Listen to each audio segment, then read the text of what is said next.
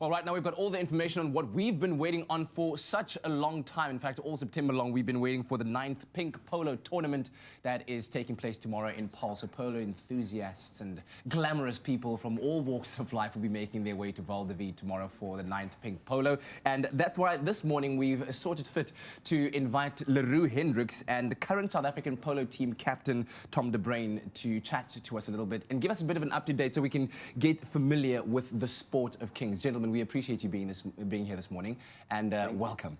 Thanks for having us. So what's the feeling now among you guys as polo players, the fact that there is so much excitement, first of all, about tomorrow, and lots of people are really looking forward to the day? Yeah, look, we're really happy we can contribute towards a great cause. Yeah. And we're all very excited to be part of a great event. Yeah. And I was going to ask that, is that something that's important to you guys as polo players in your sport, as professionals, to be able to align yourselves with a cause like the likes that the Pink Polo is supporting in breast cancer awareness? Yes, definitely. I don't think we don't get a lot of opportunity within South Africa to be involved in something like this. Yeah. So it is exciting to do that, and especially at a place like Val de Vie, and with the people we get to work with. Absolutely. So yes, it is very, very refreshing and very exciting. And there'll be lots of admirers like myself who dream of being able to gallop on a pony, right? Not on a horse, on a pony, and swing a mallet just like you guys do, and hit the ball so accurately, so hard the way that you do from like halfway across the field to score. But I've seen a few polo games, but for those that haven't yet and are going to be at their first polo match or first polo game tomorrow, take us through the basics. What do you expect to see, and what exactly is going to be going on the polo field?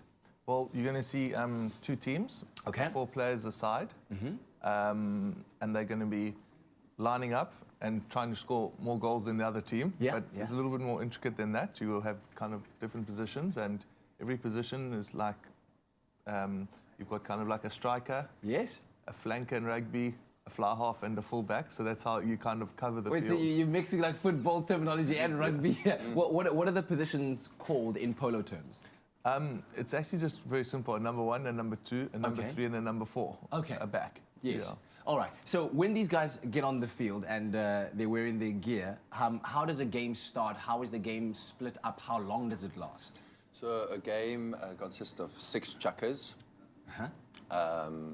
A chukker is an interval period of 7 minutes, after which we have a short break that allows us to change ponies. The game will last, so it will be 7 minutes of playing time.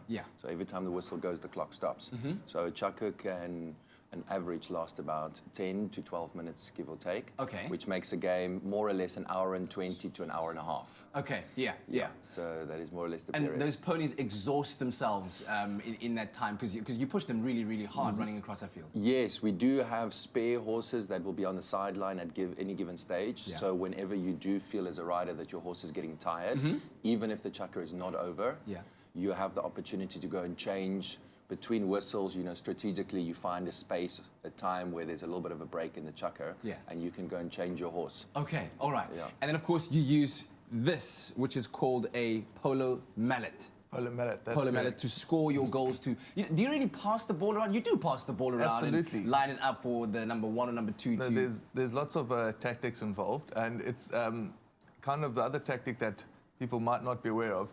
It's a bit like American football, so you can put blocks on players, so you can kind of tell your teammates, okay, the ball's going to be kind of on the left, and they'll fake right and block a guy, and the ball arrives left. All using the pony, just like right up against them. So that's why the pony becomes very important. If you've got a good agile pony, it can get you places. So the big focus for all polo players is on their horses. That's your most important thing you need to get right. Tell me about holding the mallet in the correct kind of way so that you can swing it and get that power, because man, when you guys swing that thing, it's crazy. So the mallet, you hold it like that, and your kind of back 3 fingers you try and keep slightly looser, and then you whip it round, and you try and, at the point of contact, you want everything straight, and then you want the mallet head also has got quite a bit of flex in it, so that gives you the extra zip with hitting the ball. Man, it's so exciting. Really looking forward to what tomorrow is going to be. It's going to be a fantastic day. And if you haven't got your tickets yet, make sure that you do. Tom and Leroux, thank you very much for joining us. And good luck for tomorrow's games. Thank you very much. It's going to be absolutely amazing. If you'd like more information on how to get your hands on those tickets, you can visit pinkpolo.co.za.